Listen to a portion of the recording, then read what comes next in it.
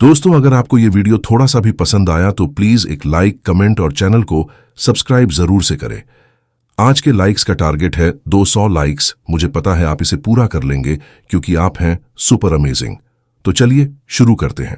Chapter yuan पीसो 9, राजा की वापसी। Young शिनशिन ने जंग यी की तरफ देखा और उसके होठों पर हल्की मुस्कान थी। एक जगह और है। जंग यी ने अपनी ठोड़ी खुजाई। कहां की बात कर रही हो? ब्रिटानिया। किंग आर्थर की टीम भी इलीट सोल्जर्स की थी और वह प्यूपिल ऑर्गेनाइजेशन का हिस्सा था, इसलिए उनका आपस में कोई कॉन्फ्लिक्ट नहीं था। लेकिन जब वे पिछली बार अलग हुए, किंग आर्थर और बाकी अटलांटिस की सीक्रेट जगह में गए थे। उन्हें नहीं पता था कि वे समुद्र की गहराई में एटलांटन्स से मिलेंगे या नहीं। अब तो कोई तरीका नहीं था कि वे वापस आएं और मदद करें। भाई, वो सन युएन ट्राइब अभी पूरी तरह खत्म नहीं हुआ है, यांग शिनशिन ने गहरी नजरों से कहा। जंग यी ने अचानक सिर उठाया। तुम लॉरी की बात कर रही हो? डीमन गॉड गलाइड टैंग युएन ट्राइब का आखिरी जिंदा वॉरियर था। उसके अलावा सारे डीमन गॉड्स मारे जा चुके थे, उनके राजा समेत। दुर्भाग्य से बहुत कम लोग जानते थे कि इचिगार्ड मर चुका है। लॉरी डीसी अभी भी मानता था कि इचिगार्ड तानू पैलेस में है और उसने खुद को चेर्नोबिल वेस्टलैंड में अड्डा लिया था। लॉर्ड एक्स की आर्मर इचिगार्ड के बाद दूसरी सबसे ताकतवर मानी जाती थी। पिछली लड़ाई के हिसाब से उसकी स्ट्रेंथ लगभग 40,000 पॉइंट्स की थी। मेरी करंट ताकत और तुम्हारी मदद से उसे हराना मुश्किल नहीं होगा, लेकिन ऐसा करना वुलवान एम्पायर पर अटैक करने में कितना काम आएगा? अभी लॉरी डेक एक न्यूट्रल क्रीचर की तरह था, किसी को नुकसान नहीं पहुंचा रहा था, लेकिन कोई उसे बचाने वाला भी नहीं था। जंग यी को उसे हटाने में कोई दिक्कत नहीं थी, लेकिन क्या ऐसा करना सही होगा? यांग शिनशिन मुस्कुराई और बोली, क्या तुम भूल गए कि लिंग ने तुमसे क्या कहा था? जंग यी ने माथा सिकोड़ते हुए सोचा और जल्दी ही लिंग की बात याद आ गई। यह ग्रह 4.6 बिलियन साल से है और इसमें 6 इंटेलिजेंट स्पीसीज रही हैं, जिन्होंने इसकी रिसोर्सेज खोद खोद कर निकाल ली हैं। अब बचे हुए एनर्जी डिपॉजिट्स किसके पास हैं? ये जानना है तो एंशिएंट लोग पूछो। जंग यी को बात समझ में आ गई। तुम कह रही हो कि सनेरा सिविलाइजेशन के पास अभी भी बहुत सारी रिसोर्सेज होनी चाहिए। यंग शिनशिन ने अपनी कॉफी उठाई, जिसमें एक्स्ट्रा शुगर क्यूब्स डाले थे। वह जानती थी कि ज्यादा सोचने वालों को शुगर की जरूरत होती है। जो मैकेनिकल लीजन हमने देखा, उसे चलाने में बहुत एनर्जी लगती है। वाशु किंगडम की सारी एनर्जी भी उसमें कम पड़ जाएगी। मेरा मानना है कि जो राजा अपना किंगडम फिर से बनाना चाहता है, वह सारी रिसोर्सेज एक साथ खर्च नहीं करेगा। इसलिए सनेरा का हेडक्वार्टर अब भी कहीं होगा। वही हमारी मंजिल है। जंग यी ने सहमति में सिर हिलाया। तो फिर किसका इंतजार कर रहे हैं? चलो सनेरा की सारी चीजें हासिल करें। जंग यी तुरंत तैयार हो गया। लॉरी डेक अकेला था, लेकिन उसने जल्दी नहीं की। हमेशा की तरह उसने पहले अपने सारे वेपन्स और इक्विपमेंट चेक किए ताकि पूरी ताकत से लड़ सके। फिर जंग यी ने टास्क बांटना शुरू किया। फ्लावर शिंग शिन, टीचर लींग और फैटी सू मेरे साथ चलो। अंकल यू, तुम बाकी लोगों के साथ यहां रहो और इस जगह को प्रोटेक्ट करो। कुछ भी हो, डंग शिनटोंग से कांटेक्ट करना, कैरन को डिस्टर्ब मत करना, उसे काम करने दो। जंग यी अपने 4 जनरल्स को साथ लेकर चला। हमें जल्दी और डिसाइसिवली लड़ना होगा, वरना ज्यादा शोर हुआ तो फीमन्स का ध्यान खिंच जाएगा। मैं उन बूढ़ों से फिर नहीं निपटना चाहता। जंग यी का इशारा प्राडा और उसके साथियों की ओर था। अगर उन्हें पता चल गया कि हम चेर्नोबिल में हैं, तो वे भी हिस्सा लेने आ जाएंगे। यांग शिनशिन ने कहा, हम इतने लोग हैं तो लड़ाई जल्दी खत्म करना मुश्किल नहीं होगा। असल में जंग यी अकेले ही लॉरी डेक को हरा सकता था, लेकिन वह हमेशा ऐसे ही काम करता था। जंग यी सबको लेकर फ्रोमन स्पेस की ओर बढ़ा। चेर्नोबिल फिर से फीमन्स की टेरिटरी में एक सुनसान जगह बन चुका था। लॉरी डेक की मौजूदगी के कारण फीमन्स के लीडर्स किसी को वहां भेजने की हिम्मत नहीं करते थे। कम से कम अब तक फीमन्स की सबसे ताकतवर फाइटर विंटर गॉडेस मोराना भी इस समस्या को हल नहीं कर पाई थी। चलो इसे एक अच्छा काम समझकर करते हैं, जंग यी ने मजाक में सोचा। जब वह चेर्नोबिल पहुंचा, पूरा बैटलफील्ड एक काले वेस्टलैंड में बदल चुका था। लड़ाई में जमीन नीचे धंस गई थी और काली मिट्टी पलट गई थी, लेकिन अब फिर से बर्फ से ढकी थी। जमीन पर कई टूटे हुए मैकेनिकल लाइफ फॉर्म्स पड़े थे। इस जगह के किनारे खड़े होकर जंग यी ने दूरी मापी। यह जगह तानू पैलेस की स्पेस नोड से 30 किलोमीटर दूर थी। अब लड़ाई की प्लानिंग करते हैं। हमें लॉरी को हराना है और जल्दी करना है बिना नुकसान के। उसने यांग शिनशिन की ओर देखा। शिनशिन, तुम्हारे एरोज सबसे अहम हैं। इचिगार्ड मर चुका है। हमें लॉरी से इंफॉर्मेशन लेनी होगी ताकि त्संग इरा की लेगेसी का पता चल सके। यांग शिनशिन ने सिर हिलाया और सबने आगे बढ़ना शुरू किया। चेरनोबिल के बंजर मैदान को 1 महीना ही हुआ था, लेकिन अब फिर से बर्फ में ढक गया था। हर तरफ सफेदी थी, इंसानी हड्डियां और मैकेनिकल टुकड़े फैले थे। एबिस के पास 2 बड़ी तलवारें जमीन में गड़ी थीं। उनके पीछे एक पत्थर की बड़ी सी मॉन्यूमेंट खड़ी थी जिस पर बर्फ जमी थी। लॉरी डेक वहां लंबे समय से तैयार खड़ा था। उसका मैकेनिकल बॉडी ठंड से डरता नहीं था, लेकिन उसका दिल गर्म था। वह पूरी तरह मानता था कि उसका राजा इचिगार्ड ई हेन ट्राइब का खजाना लेकर लौटेगा। मेरे राजा, आपने वो अद्भुत ट्रेजर जरूर पा लिया होगा, लेकिन आप कब लौटेंगे? हम सब आपका इंतजार कर रहे हैं। लॉरी डेक ने मन ही मन प्रार्थना की, लेकिन अगले ही पल उसकी आंखों में चमक आ गई। दूर से एक काला फिगर हवा और बर्फ में धीरे धीरे उसकी तरफ बढ़ रहा था। उसका आर्मर पिच ब्लैक था और उसके 6 लाल पंख जैसे आसमान चीरने को तैयार थे। राजा, आप लौट आए। Chapter 2 being so done. मैं सन युएन ट्राइब की हर चीज ले लूंगा। सन युएन ट्राइब का राजा इचिगार्ड वापस आ गया था। वह लॉरी डेक के सामने खड़ा हुआ और धीरे धीरे उसकी ओर बढ़ा। लॉरी डेक को अचानक कुछ गलत लगने लगा। भले ही सामने वाला इंसान उसके राजा जैसा ही दिखता था, यहां तक कि उसकी आर्मर भी जानी पहचानी लग रही थी, लेकिन कुछ अलग था। किसी का चेहरा बदला जा सकता है, लेकिन उसका टेम्परमेंट और वॉक नहीं बदले जा सकते। तुम... वह कुछ कहने ही वाला था कि तभी एक जानी पहचानी आवाज उसके कानों में गूंजी। माफ करना लॉरी, तुम्हें इंतजार कराना पड़ा। इचिगार्ड की आवाज सुनते ही लॉरी की ठंडी आंखों में हल्का मिस्ट छा गया। क्या लंबा इंतजार अब खत्म होने वाला था? जो थोड़ी बेचैनी उसने पहले महसूस की थी, वह एक्साइटमेंट में बह गई। लेकिन सामने वाला इंसान इचिगार्ड नहीं हो सकता था। असल में वह जांगी था, जिसने इचिगार्ड का रूप धारण किया था। डीमन गॉड आर्मर खुद इचिगार्ड की रॉयल आर्मर पर आधारित थी, इसलिए उसकी नकल करना आसान था, और आवाज थोड़ी हाईटेक से वह भी संभाल ली गई थी। वह काफी था लॉरी जैसे इंसान को भ्रमित करने के लिए, जो सालों तक इंतजार करता रहा और आखिरकार होप देखकर गार्ड छोड़ बैठा। जांग यी लॉरी डेक के सामने पहुंच गया। अब वह अपनी परफेक्ट अटैक रेंज में था। अगले ही पल टाइम और स्पेस फ्रीज हो गए। ब्लिंक इन द स्काई नाम की स्किल एक्टिवेट हो गई। जैसे ही सब कुछ रुका, जांग यी लॉरी डेक के सामने प्रकट हुआ और अपनी डीमन सोर्ड से हमला कर दिया। राजा के हथियार के सामने उसकी स्ट्रॉन्ग आर्मर भी कमजोर पड़ गई। उसके हाथ पैर एक ही वार में कट गए।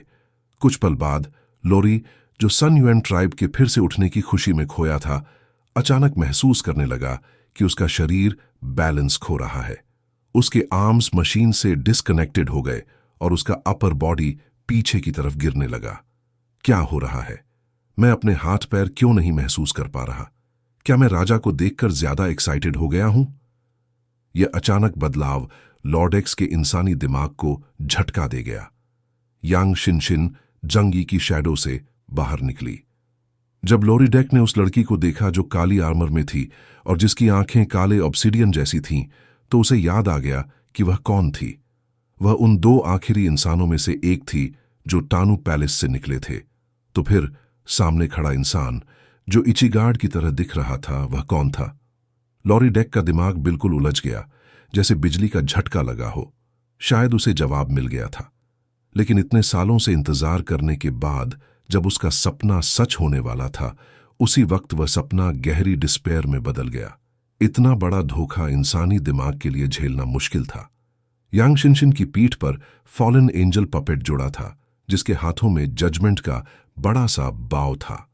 एक लंबा काला एरो उस पर रखा गया। हुश! ब्लैक एरो हवा में तेजी से उड़ता हुआ लॉरी के अनबैलेंस्ड बॉडी की तरफ गया। लॉरी हैरान था, लेकिन उसके अंदर की फाइट इंस्टिंक्ट अब भी जिंदा थी। उसने अपने कटे हुए शरीर को चलाने की कोशिश की और भागने का प्रयास किया, लेकिन तभी चारों ओर से तेज आवाज आई।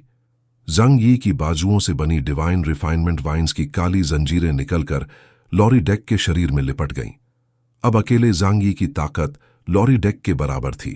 ऊपर से उसे डीमन गॉड्स की आर्मर का साथ मिला हुआ था और लॉरी डेक कंफ्यूजन और डिस्पेयर में था, इसलिए उसे पकड़ना आसान था। यांग शिनशिन का काला तीर उसके सीने में जाकर लगा। अगले ही पल उसकी आंखों की उलझन और गहरी निराशा खत्म हो गई। ग्रीटिंग्स माय मास्टर, उसने सिर झुकाकर यांग शिनशिन से कहा।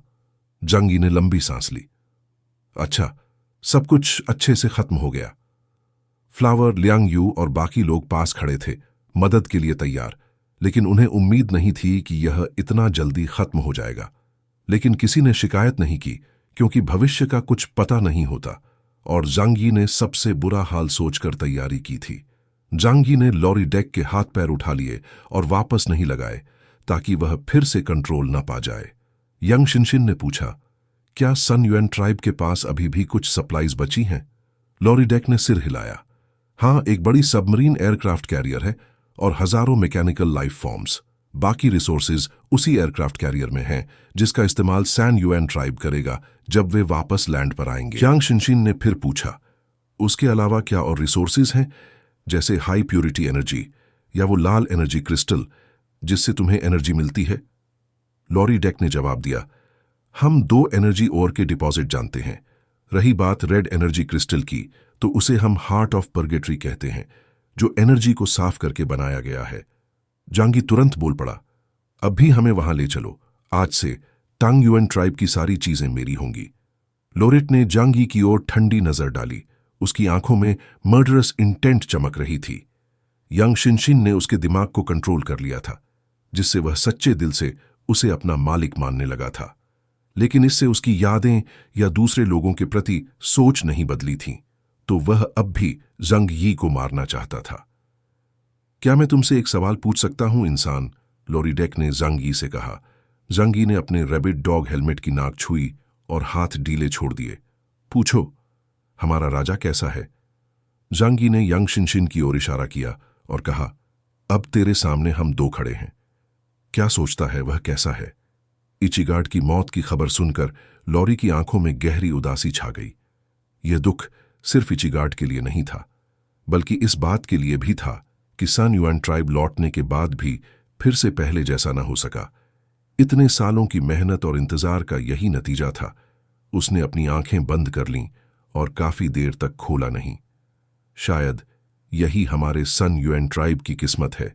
छठी पीढ़ी के इंसानों, तुम इतिहास के मुताबिक जन्मे हो, इसलिए यह तय था कि हम प्राचीन इंसान तुम्हारे हाथों खत्म होंगे। लॉरी डेक ने जंग यी और बाकी लोगों को सन युआन ट्राइब के बेस तक पहुंचाया। उनका बेस आर्कटिक सर्कल के पास पोलर आइस कैप के नीचे हजारों मीटर अंदर था। जंग यी और बाकी लोग एक विशाल प्राकृतिक केव में पहुंचे। यहां का आकाश चमकदार था, एक खास रोशनी वाली गैस से ढका हुआ, इसलिए रोशनी की जरूरत नहीं थी और सब कुछ दिन की तरह साफ दिख रहा था। Chapter 2111 super warship. जैसा कि उम्मीद थी, संग युएन जनजाति की टेक्नोलॉजी बहुत एडवांस्ड थी। वह गुफा बहुत समय से थी और जमीन भी डिजर्ट जैसी हो गई थी, पीली रेत से ढकी हुई। गुफा के बीच में एक बहुत बड़ा स्ट्रक्चर था जिसे एयरक्राफ्ट कैरियर कहा गया। जांगी को लगा कि यह चीज स्पेस ट्रैवल के लिए नहीं बनी, शायद इंटेलिजेंट सिस्टम्स की ट्रांसलेशन के कारण। यह बहुत बड़ी थी। जांग यी ने जितनी भी इंडस्ट्रियल मशीन्स देखी थीं, उनसे भी बड़ी। यहां तक कि एक निमिट्ज क्लास एयरक्राफ्ट कैरियर भी इसके सामने छोटा टॉय लगता। यह एयरक्राफ्ट कैरियर से ज्यादा एक बड़ी सिटी जैसा था। यह करीब 2000 एमएप्ट लंबा था, कई लेयर्स में बना, जैसे कोई बहुत बड़ा होटल, और 301 एमएच से भी ऊंचा। इतनी बड़ी लैंड वॉरशिप शायद 100,000 से ज्यादा लोग रख सकती थी। इतनी बड़ी चीज अंडरग्राउंड कैसे चल सकती है? जब जिंग यी और बाकी लोग इसे दूर से देख रहे थे, तो उनकी आंखों में अनकंट्रोलेबल शॉक था। आज की ह्यूमन टेक्नोलॉजी से एक वर्ल्ड क्लास ताकत को भी अपने सारे रिसोर्सेज इसको बनाने में लगाने पड़ते। लॉरी ने कहा, यह एक क्वाड केपेबल एयरक्राफ्ट कैरियर है। इसे यूनिवर्स के हर एनवायरनमेंट में अडेप्ट करने के लिए बनाया गया था। अंडरग्राउंड ये धरती को तोड़कर चल सकता है, और अगर ये मैग्मा से टकराए तब भी बिना डैमेज के ट्रैवल कर सकता है। अर्थक्वेक आने पर भी ये सेफ रहता है। अगर ये जमीन पर हो तो स्काई और सी में भी सेल कर सकता है और आउटर स्पेस तक जा सकता है। पिछले ईरा के अंत में हमने इस लेवल के 10 एयरक्राफ्ट कैरियर्स बनाए, पर सब समय के साथ डिस्ट्रॉय हो गए। ये सुनकर जांगी बिल्कुल चुप हो गया। वो सच में थम्स अप देना चाहता था और बोलना चाहता था, ऑसम। ये सुपर वॉरशिप थोड़ी पुरानी लग रही थी, लेकिन सिर्फ लुक से इसे जज नहीं किया जा सकता। टैंग युएन ट्राइब की टेक्नोलॉजी से ये अंदर से पूरी तरह इक्विप्ड होगी। यांग शिनशिन ने लॉरी डेक को आदेश दिया, अब जब इचिगार्ड मर गया है तो तुम यहां की सबसे बड़ी कमांडर हो। इस वॉरशिप के मैकेनिकल लाइफ फॉर्म्स को आदेश दो कि वे हमारा विरोध न करें। यांग शिनशिन बहुत स्मार्ट थी, क्योंकि वॉरशिप अब भी मौजूद थी। इसका मतलब उसमें मैकेनिकल लाइफ फॉर्म्स भी होंगे जो उसे चलाते होंगे। Yes, my master. लॉरी की आंखों में डेटा की एक स्ट्रिंग चमकी और जल्द ही एक एक करके अलग अलग आकार के मैकेनिकल लाइफ फॉर्म्स उस बड़े वॉरशिप से बाहर आने लगे। ऐसा लग रहा था जैसे हाथी जैसे क्रीचर्स किसी चावल के डिब्बे से बाहर निकल रहे हों। ये मैकेनिकल लाइफ फॉर्म्स जो अचानक दिखाई दिए, उन्होंने जैंग वाई को पहले से बिल्कुल अलग फीलिंग दी। कुछ कॉम्बैट टाइप के अलावा बाकी सारे राउंड हेडेड क्रीचर्स थे जिनके हाथ में टूल्स थे, और वो थोड़े क्यूट लग रहे थे। हमें चारों तरफ दिखाओ। जियांग यी और बाकी लोग लोरी डेक के साथ वॉरशिप के अंदर गए, जो इतनी बड़ी थी कि किसी टाउन जैसी लग रही थी और कई लेवल्स में बंटी हुई थी। लॉरी डेक ने यांग शिनशिन के आदेश को नेचुरली माना और वॉरशिप की स्ट्रक्चर और फंक्शंस समझाने लगी। ये सब लोग वॉरशिप के मेंटेनेंस वर्कर्स हैं। इनका काम वॉरशिप को ठीक रखना और रिपेयर करना है। जहां तक कॉम्बैट वाले मैकेनिकल लाइफ फॉर्म्स की बात है, वो सब उस बड़ी लड़ाई में डिस्ट्रॉय हो गए। चेर्नोबिल की बैटल ने तंगा किंगडम की किस्मत को दांव पर लगा दिया था। अगर वो जीत जाते तो इचिगार्ड भगवान बन जाता और वो अपनी एग्जिस्टिंग टेक्नोलॉजी से और भी ज्यादा पावरफुल मैकेनिकल आर्मी बना सकते थे। लेकिन आखिर में ये सब दूसरों के लिए गिफ्ट बन गया और 6th जनरेशन के ह्यूमन देशों को मैकेनिकल लाइफ फॉर्म्स के टुकड़े मिले और उन्होंने तेजी से साइंस और टेक्नोलॉजी में प्रोग्रेस की। जांगी डेक पर चलते हुए अंदर से बोला, अगर कैरन यहां होती तो उसे ये चीज बहुत पसंद आती। जांगी को अचानक याद आया कि वो हमेशा से एक स्पेस कैरियर बनाना चाहते थे ताकि स्पेस में कोई रिफ्यूज ढूंढ सकें, लेकिन मटेरियल्स, स्किल्ड वर्कर्स और टेक्नोलॉजी की कमी के कारण ल्यू कैरन के साथ भी बहुत टाइम लगता। लेकिन अब क्या उनके पास एक रेडीमेड चीज नहीं है? जांगी बहुत खुश हुआ और लू कैरन के साथ ये खुशखबरी शेयर करने वाला था, लेकिन अचानक उसके दिमाग में एक ख्याल आया और वो रुक गया। लॉरी डेक, मैं तुमसे एक सवाल पूछना चाहता हूं। इतनी एडवांस टेक्नोलॉजी के बावजूद तुम लोग स्पेस में क्यों नहीं जाते? क्या स्पेस अंडरग्राउंड वर्ल्ड से ज्यादा सेफ नहीं है? ये सवाल जांग यी को सबसे ज्यादा पूछना था। अगर उन्हें स्पेस में जाना है तो उन्हें आउटर स्पेस की डिफिकल्टीज और डेंजर्स पता होनी चाहिए। लॉरी डेक ने जांग यी की बात सुनकर हल्की हंसी दी। Outer space? क्या तुम सच में सोचते हो कि आउटर स्पेस सेफ है? जांग यी ने लिंग से भी यही बात सुनी थी, लेकिन उस वक्त उन्होंने बस कुछ बातें की थीं और जांगी के पास डिटेल पूछने का टाइम नहीं था। उस वक्त वो ट्रूथ ऑफ द वर्ल्ड में इतना खोया था कि बाहर नहीं निकल पाया। इसलिए वो टानू पैलेस गया था धर्म स्नान के लिए। तुम क्या कहना चाहते हो और बताओ। लॉरी डेक ने कहा, यह प्लैनेट यूनिवर्स का सोर्स है और स्पेशल प्रोटेक्शन में है, इसलिए बहुत सालों तक इंटेलिजेंट बीइंग्स को कोई बड़ी डिजास्टर नहीं मिली।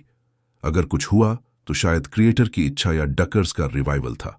लेकिन अगर तुम आउटर स्पेस में जाओगे तो प्रोटेक्शन नहीं मिलेगा। अर्थ के सेंटर में रिसोर्सेज की कमी नहीं है और प्लैनेट के क्रस्ट की प्रोटेक्शन के साथ अगर हम ठीक से रहें, पावरफुल सिविलाइजेशंस को नाराज न करें और क्रिएटर की इच्छा के खिलाफ न जाएं, तो ज्यादा खतरा नहीं है।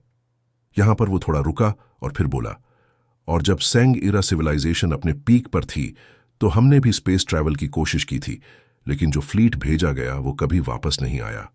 शंग यी का दिल तेजी से धड़क गया। क्या क्रिएटर हमें इस प्लैनेट से बाहर नहीं जाने देना चाहता? कौन जाने। मैं बस इतना जानता हूं कि अगर हम प्लैनेट की प्रोटेक्शन छोड़ दें और स्पेस में जाएं, तो एक मीटियर शावर, स्टेलर स्टॉर्म या कॉस्मिक टर्ब्यूलेंस भी हमारी पूरी फ्लीट को तबाह कर सकता है। जांगी ने गहरी सांस ली। तो तुम कहना चाहते हो कि प्लैनेट्स पर बसी सिविलाइजेशंस आउटर स्पेस में नहीं रह सकती?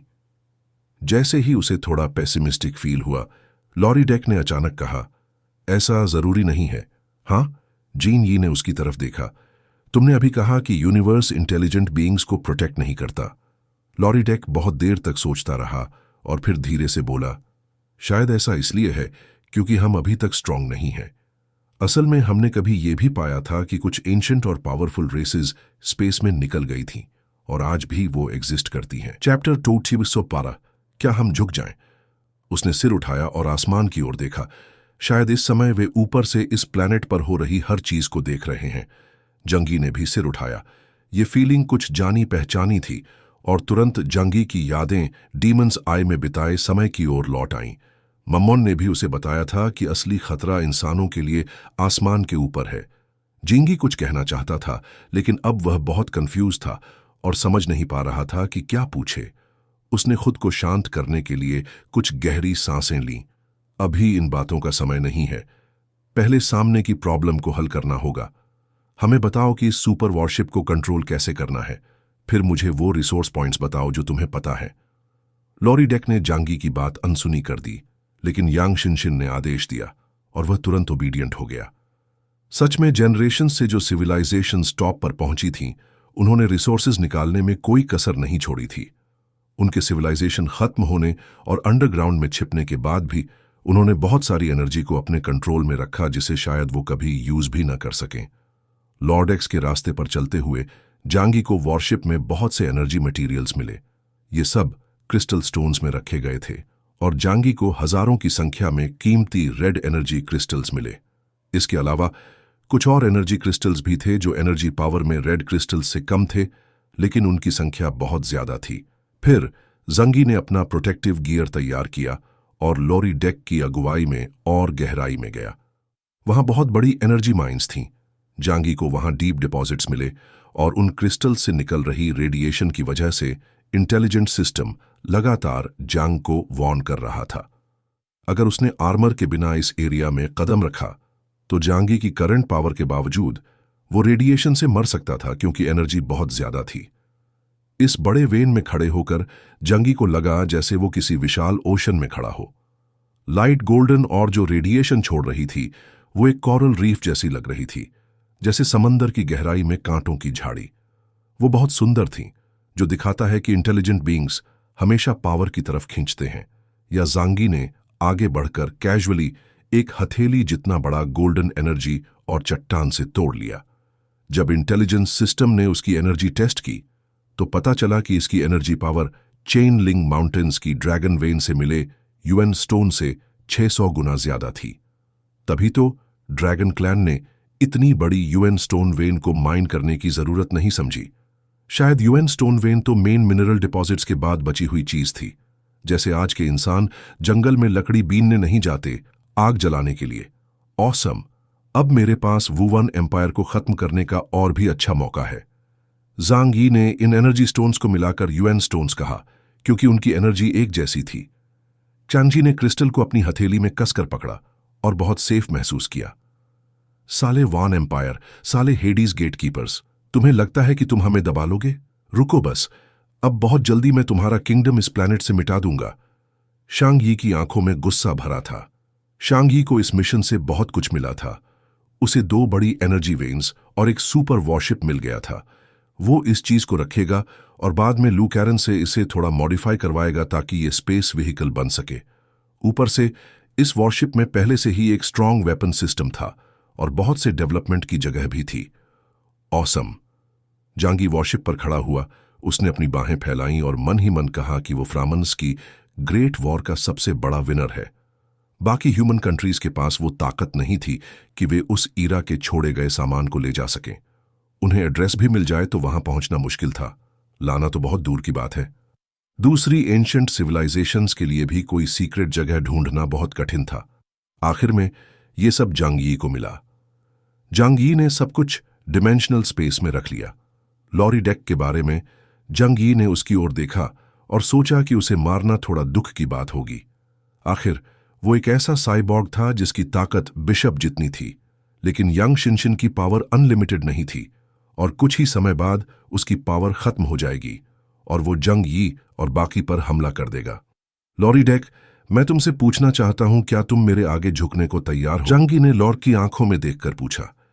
इस वक्त लॉरी डेक किसी जंजीर में बंधे आदमी जैसा लग रहा था जो हवा में लटका हुआ था। जंगी के सवाल पर लॉरी डेक ने बिना किसी हिचकिचाहट के जवाब दिया, मेरी पूरी जाति खत्म हो चुकी है और मैं अकेला जिंदा बचा हूं। मैं इस लंबे और अकेले जीवन से थक गया हूं। अचानक उसकी भौहें तन गईं और वो जांग यी की तरफ देखकर बोला, अगर मेरे जीवन में अभी कोई मकसद बचा है तो वो है तुम्हें मारना और अपने राजा का बदला लेना। जांगी ने मन में एक लंबी सांस ली। मुझे पता था ऐसा ही होगा। ये पुराने किंगडम्स के आधे मैकेनिकल बीइंग्स बहुत ज्यादा जी चुके थे और फ्यूचर की निराशा ने उन्हें सेल्फ डिस्ट्रक्शन की ओर ले जाया। सान युआन ट्राइब ईहेन ट्राइब का एक फेलियर वर्जन था। यिहान ट्राइब भी करोड़ों सालों की लोनलीनेस नहीं सह सका। ये तो उनसे भी कमजोर थे। जीवन में मकसद के बिना इंसान एक चलती लाश बन जाता है। जांगी ने यांग शिनशिन से कहा, इससे वो सब कुछ पूछो जो ये जानता है, फिर इससे निपट लो।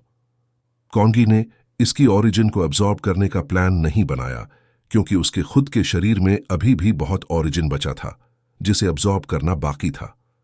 वो इसे यांग शिनशिन को छोड़ देगा ताकि उसकी ग्रोथ तेजी से हो सके।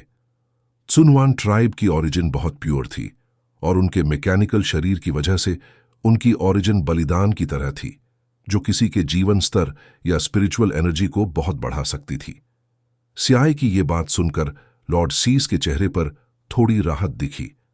ईथर में लौटना सबसे अच्छा अंत था, लेकिन उससे पहले यांग शिंग को सन युएन ट्राइब की सारी जानकारी उसे लेनी थी। जांगी ने सब कुछ समेटा और चुपचाप ब्लिजर्ड सिटी लौट आया। इस वक्त उसकी डायमेंशनल स्पेस में बड़ी वॉरशिप किसी सुरक्षित जगह खड़ी थी। लौटते समय उसके चेहरे पर अनकंट्रोलेबल मुस्कान थी। इस ट्रिप से उसे बहुत कुछ मिला, जितनी उम्मीद नहीं थी उससे भी ज्यादा। चाहे वो टुकड़ों में मिली हो, जैसा स्कैवेंजिंग जैसा लग रहा था, लेकिन अगर कोई सही चीजें इकट्ठी कर ले तो वो एक बड़ी जीत बन सकती हैं।